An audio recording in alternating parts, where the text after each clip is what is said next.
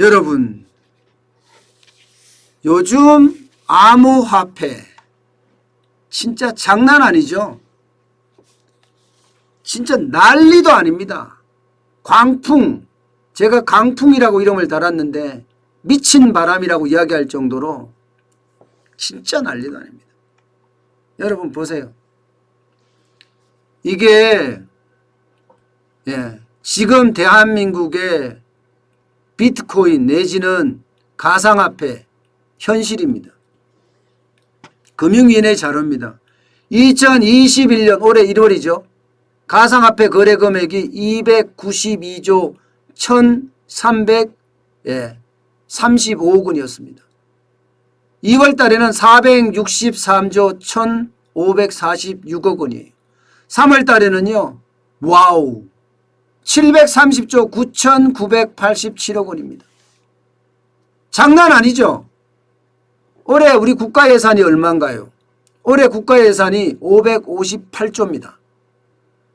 지금 비트코인의 비트코인이죠. 아니죠. 가상화폐 거래 금액이 올해 예산도 훌쩍 넘어섰다는 거예요. 훌쩍 넘어섰다. 이거야말로 강풍이죠. 미친 바람이죠. 묻지마 투자입니다. 1998년, 1999년, 2000년 그 사이에 벤처 바람이 이랬습니다. 완전히 미친 광풍처럼 불었어요. 그런데 그때는요. 정부가 나서서 벤처를 키우는 전략이었습니다. 그래서 네이버가 성장했고 카카오가 나오고 다음이 나오고 이런 뭔가 유니콘 기업들이 쭉쭉 탄생을 했던 겁니다. 그런데 이 가상화폐 도대체 가상화폐가 뭐길래 이렇게 많은 사람들이 몰릴까요? 그야말로 난리도 아니잖아요. 이거는요 정부가 허락한 것도 아니에요. 정부는 지금까지도 불법이라고 이야기하고 있습니다. 정부는 지금까지도.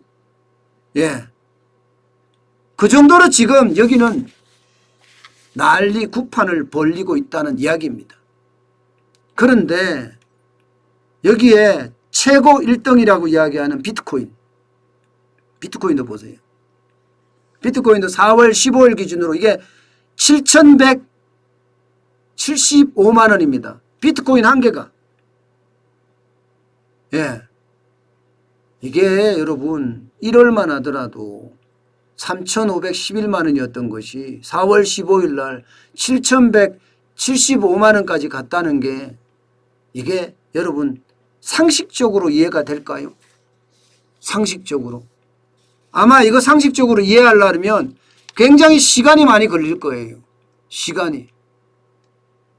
그만큼요 시장은 엄청 달아올라 있습니다. 가상화폐 거래소 이 거래하는 사람만 중복으로 따졌을 때요 가입자가 900만 명이에요. 900만 명. 그야말로 난리도 아니다 이런 얘기죠. 난리도 아니다. 이렇게까지 올라가니까 정부가 특별 단속하겠다면서 나섰습니다. 특별 단속하겠다면서. 기본적으로는 세 가지에 대해서 특별 단속을 하겠다는 거예요.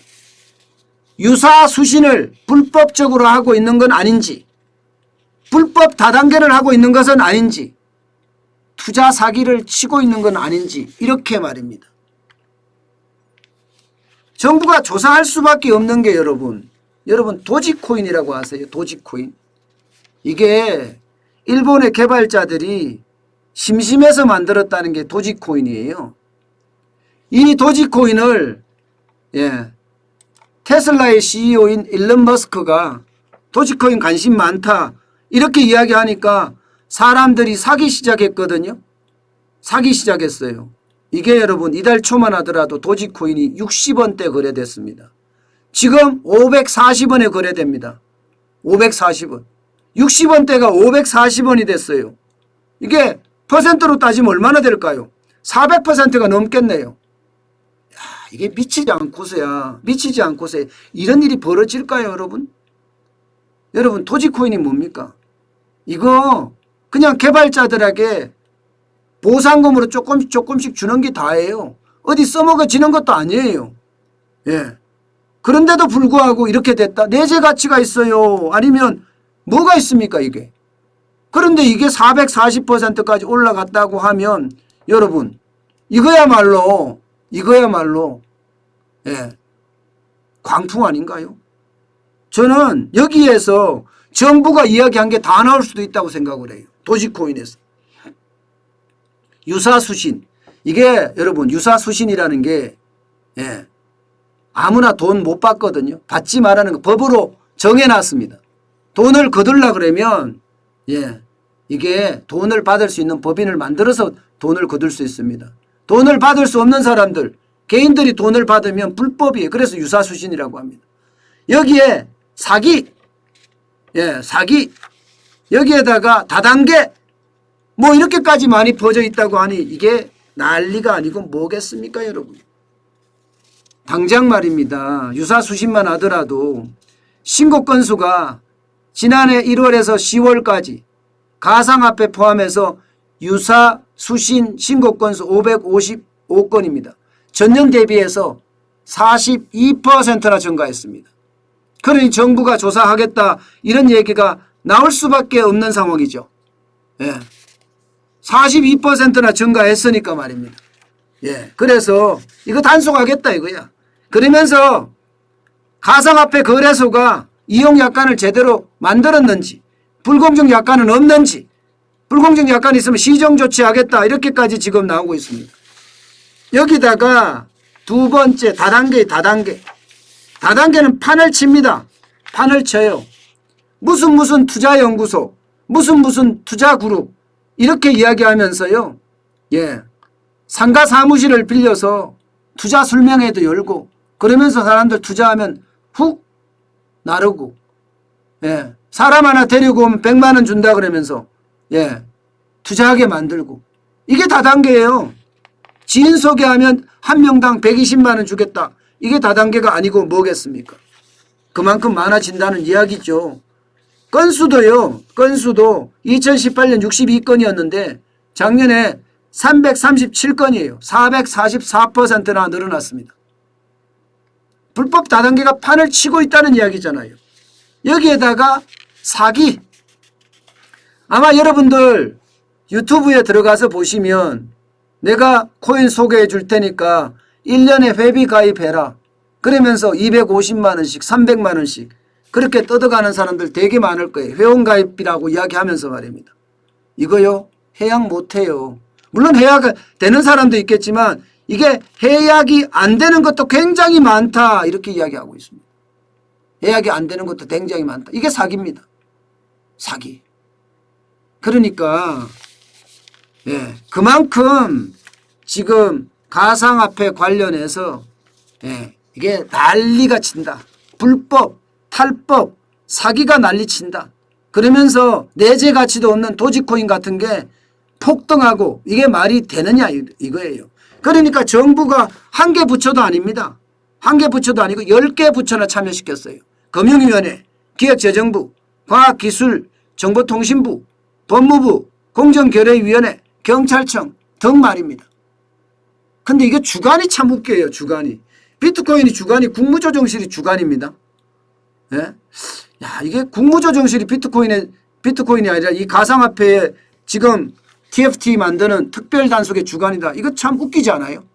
이거는 경제적인 일이잖아요. 그러면 경제 쪽에서 만들어져야 되는데 그게 아니라는 거. 예, 그것도 좀 웃기는 진짜 어정쩡한. 이렇게 보면 정부가 저는 가상화폐 강풍을 만든 장본인이다. 저는 이렇게 이야기할 수 있습니다. 이게 도지코인이 이렇게까지 올라가는 것은 자칫 잘못하면 뻥 터지면 시한폭탄 되거든요. 자, 여러분. 이 정도면요. 뭔가 정부가 더 일찍 이게 허가도 안 된 거라면서요. 불법이라면서요. 예. 뭐 불법이라고까지 완전히 다 이야기는 할 수 없지만 어디까지가 합법이고 어디까지가 불법인지도 불투명하잖아요. 사실은. 그런데 미국은요. 이게 참 미국이란 나라가 보면 예, 다이나믹한 나라다 이렇게 이야기할 수 있습니다. 코인베이스라고 예, 가상화폐 거래소입니다. 이거 상장시켰어요. 예, 그러면서 뭔가 앞으로 주력 산업으로 키워가겠다 이런 생각을 가지고 있는 한편 제도권이라고 하는 데 있잖아요. 연방준비제도 의장, 재무장관, 이게 옐린이죠. 옐린, 제닛 옐린이요.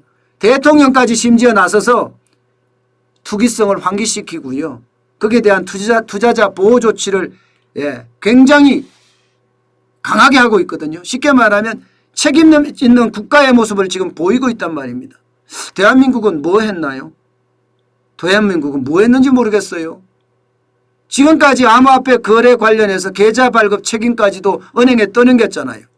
그러면서 지금 불법 단속 이제야 불법 단속한다고 하면 이거야말로 호들갑이죠. 보여주기식이죠. 어떻게 따지면 이거 직무유기입니다. 직무유기. 이렇게까지 광풍이 불 때까지 가만히 둬서는 안 됐을 일일지도 몰라요. 지속적으로 여기에 투자자들의 피해, 투자자들은 국민이거든요. 다단계나 사기나 여기에 속지 않게끔 했어야 된다 이런 말이죠. 근데 문제는 이게 광풍에 대한 특별 단속을 한다고 하니까 이게 이제 또 문제가 돼요. 자칫 2018년처럼 폭락하지 않을까 하고 말입니다. 2018년에 그랬잖아요.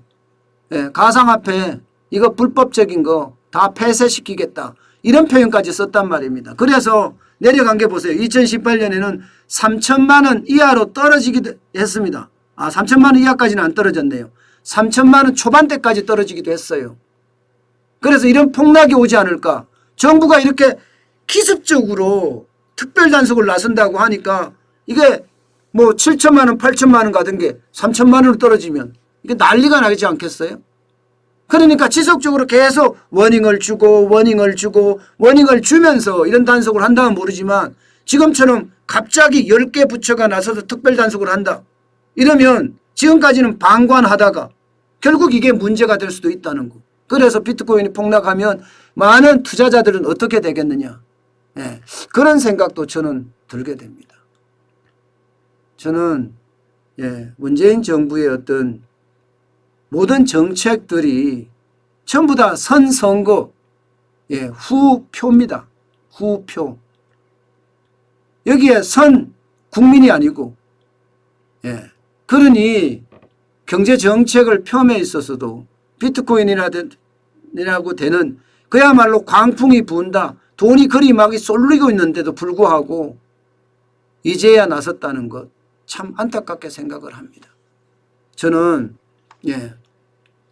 제가 가상화폐를 인정하지 않거나 또 뭐 가상화폐를 터부시하거나 이런 사람은 아닙니다. 그렇지만 내재 가치가 얼마나 있는지 없는지는 분명히 볼 필요가 있습니다. 가상화폐의 내재 가치라는 게 뭐예요? 이게 화폐로서의 기능을 발휘하느냐 발휘 못하느냐의 문제잖아요. 그죠? 그게 가장 큰 내재 가치입니다. 비트코인이 가상화폐라고 했으니까 화폐로서의 기능을 발휘를 하려고 그러면 내가 아이스크림 사 먹을 때도 비트코인 주면 사 먹어야 되고 내가 소주 한 잔 먹을 때도 비트코인 주면 사 먹어야 되고 이렇게 화폐로서의 기능을 얼마나 하느냐가 그 가상화폐의 기본적인 내재 가치입니다. 기본적인. 그런데 비트코인 외에 얼마나 많은 가상화폐들이 화폐로서의 기능을 다하고 있나요? 여러분 한번 생각해 보신 적 있나요? 반드시 이 내재 가치는요. 가상화폐니까 화폐로서의 어떤 기능을 하는지를 충분히 보고 설명할 필요가 있습니다. 비트코인은요. 그나마 뭐 테슬라 자동차를 살 때도 결제가 가능하다고 얘기했어요. 그 외에도 페이팔인가요? 이런 데도 결제를 가상화폐로 비트코인으로 결제가 가능합니다. 가끔 가보면 이런 커피숍 이런 데서도 가상화폐 비트코인으로 결제가 되는 곳이 있어요. 이게 내재 가치예요. 이게 내재 가치예요. 그러니까 내재 가치에 대한 것을 반드시 인식하고요. 반드시 물론 그 외에도 다양한 내재 가치가 있겠죠. 뭐 해킹이 되냐 안 되냐 뭐 굉장히 많겠지만 가상화폐니까 단순하게 봐서는 화폐로서의 기능으로 본다면 그것을 내재 가치로 보고 여러분들이 판단하셔야 될 겁니다. 그리고 가상화폐는 신중하시고 또 신중하세요. 비트코인은 전 세계에서 거래됩니다. 탈중앙화라고 하면서 전 세계에서 거래돼요. 우리나라에서 2조 되는 기업, 3조 되는 기업들이 가상화폐 발행했다고 이야기하면서 가상화폐를 하는데 2조, 3조 되는 기업들이 실질적으로 거기서 쓰는 화폐가 어디서 쓰겠습니까? 그 기업이 운영하는 마트도 있을 거고요.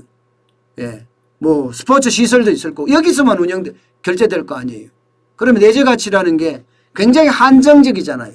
비트코인은 전 세계 어떤 분야에서도 거래가 되는데 이런 것을 반드시 감안하면서 생각하셔야 돼요.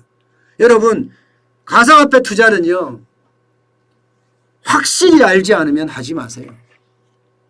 늘 제가 투자에 대해서 말씀을 드리지만 똥장군 지고 시장을 따라가서는 되지 않습니다. 내가 시장을 잘 알 때 가상화폐도 투자하는 거 잊지 마시기 바라겠습니다.